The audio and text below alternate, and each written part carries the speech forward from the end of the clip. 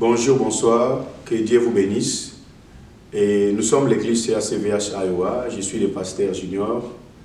Et nous venons encore vers vous par rapport à une question qui nous a été posée suite à un enseignement que nous avions donné où nous l'avions intitulé sur la puissance du nom de Jésus.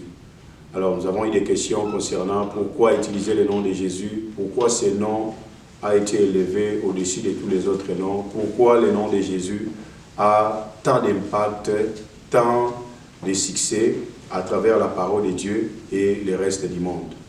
Alors, lorsqu'on parle déjà du nom, le nom a des implications. Le nom peut identifier, le nom peut donner une certaine valeur. Déjà dans la Bible, vous allez comprendre que Dieu a commencé à changer certaines personnes leur nom pour leur permettre d'entrer dans leur destinée. Par exemple, il a changé le nom d'Abraham qui signifiait Père élevé et il a changé son nom à Abraham qui signifie Père de multitudes. Donc déjà, nous comprenons que Dieu a voulu changer le nom d'Abraham pour permettre à Abraham d'entrer dans sa destinée par rapport à la mission que le Seigneur lui a confiée.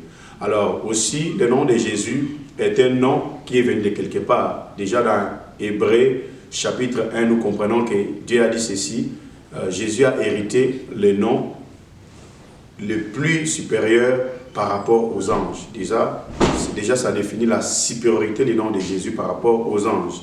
Donc, pour dire que le nom que Jésus a hérité, c'est un nom qui vient de Dieu. Déjà, Jésus signifie Dieu sauve, Dieu tout-puissant, le Dieu qui sauve. Donc, nous comprenons déjà le nom de Jésus a des implications par rapport à sa destinée. Si vous prenez Actes des Apôtres, chapitre 4, les versets 11 à 12, la Bible dit « Il n'y a de salut en aucun autre nom ». Donc, sous le soleil, il y a un seul nom qui a été donné aux hommes afin que les hommes soient sauvés. C'est le nom de Jésus. Alors, lorsque nous citons le nom de Jésus, lorsque nous connaissons ces noms, et il y a des vérités, il y a des implications qui sont attachées par rapport à ces noms. Osée déjà 4, le verset 6, la Bible dit « Mon peuple périt faute de connaissance ». Il y a beaucoup d'enfants de Dieu qui prient, qui cherchent Dieu, mais ils ne comprennent pas la valeur du nom qui nous a été donné, le nom qui nous sauve, le nom qui nous guérit. Alors ces noms, on ne peut pas l'utiliser sans les connaître. C'est comme si on vous donne quelque chose de faire, mais vous ne connaissez pas vraiment la valeur de la chose, vous allez abîmer la chose. Mais lorsqu'on connaît la valeur du nom de Jésus, ça va nous permettre de l'utiliser avec beaucoup de foi, beaucoup d'espérance, afin que nous ayons les résultats. Alors, si vous prenez dans Philippiens 2, vous allez comprendre qu'on parle du nom de Jésus. Pourquoi Jésus a été élevé? Pourquoi il a reçu le nom au-dessus de tous les noms? Parce qu'il y a un prix que Jésus a payé, parce qu'il y a un travail que Jésus a payé, Jésus a fait du fait qui a poussé à Dieu d'élever son nom sous la terre, sur la terre et sous le soleil. Nous devons déjà comprendre les premières fêtes que Jésus a reçu le nom au-dessus de tous les noms, parce que Jésus a rendu service. Lui qui existait en forme de Dieu, mais il s'est donné, il s'est dépouillé en devenant comme un serviteur. Il a rendu un service et Dieu lui a donné le nom au-dessus de tous les noms. Au-delà du service que Jésus a rendu, il a aussi accepté d'être humble. Donc l'humilité précède la gloire, comme la Bible le dit. Et après son humilité, Jésus aussi a obéi. Donc il a été obéissant à la mort, jusqu'à même à la mort de la croix. Il a obéi à la volonté de Dieu. Et toutes ces choses que Jésus a faites, lui a permis d'avoir le nom au-dessus de tous les noms. Alors, qu'est-ce qu'on peut retenir par rapport à cela? Si tu veux que Dieu t'élève, si tu veux que tu sois béni, il faut commencer d'abord à payer le prix. La grâce est disponible, mais pour entrer dans l'effectivité de la grâce, il y a un prix que nous devons payer. D'ailleurs, nous sommes sauvés par la foi. Nous ne sommes pas sauvés parce que nous connaissons le nom de Jésus, mais parce qu'on déclare de notre bouche et on croit dans notre cœur, Jésus-Christ est Seigneur, c'est de là que le salut vient.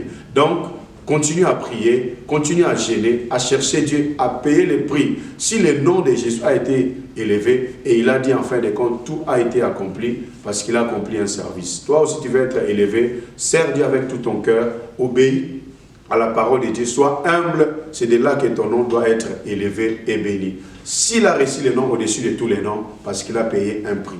La bénédiction a un prix, l'élévation a un prix, la grandeur du nom de Jésus, la grandeur de ton nom aussi doit être élevé par rapport à la valeur du sacrifice. Même Abraham, aujourd'hui on l'appelle le père de la foi parce qu'il a obéi à la parole de Dieu, parce qu'il a écouté la voix de Dieu, il a obéi à ce que Dieu lui a demandé, raison pour laquelle même si Abraham est décédé, mais nous connaissons la valeur du nom d'Abraham. Que le Seigneur vous bénisse. Alors, nous allons encore annoncer quelque chose de très important qui vient déjà de ce dimanche 6 octobre 2024. Comme d'habitude, nous ici à CACVH Iowa, chaque premier samedi ou chaque premier dimanche du mois, nous dédions ces dimanches entre les mains du Seigneur. Et par la grâce du Seigneur, nous avons une montante de prière qui va commencer du 6 octobre au 3 novembre. Et le thème de cette montante de prière, c'est la victoire sur les alliances familiales et du sang. Bien aimé, il y a des alliances des familles qui existent. Il y a des alliances qui nous combattent et qui nous limitent, qui fait en sorte que beaucoup de chrétiens, malgré leurs prières, ils n'avancent pas. Mais au-delà de ces alliances, nous avons une alliance de la croix de Golgotha, l'alliance qui nous réunit, l'alliance qui nous sauve, raison pour laquelle on dit le sang de Jésus et le sang de la nouvelle alliance. Et nous allons, par la grâce de Dieu, développer c'est quoi les alliances et expliquer quelles sont les alliances qui sont dans la parole de Dieu et ces alliances par rapport aux alliances de nos familles, quelles sont les implications, comment faire pour avoir la victoire. Et que Dieu vous bénisse. Merci.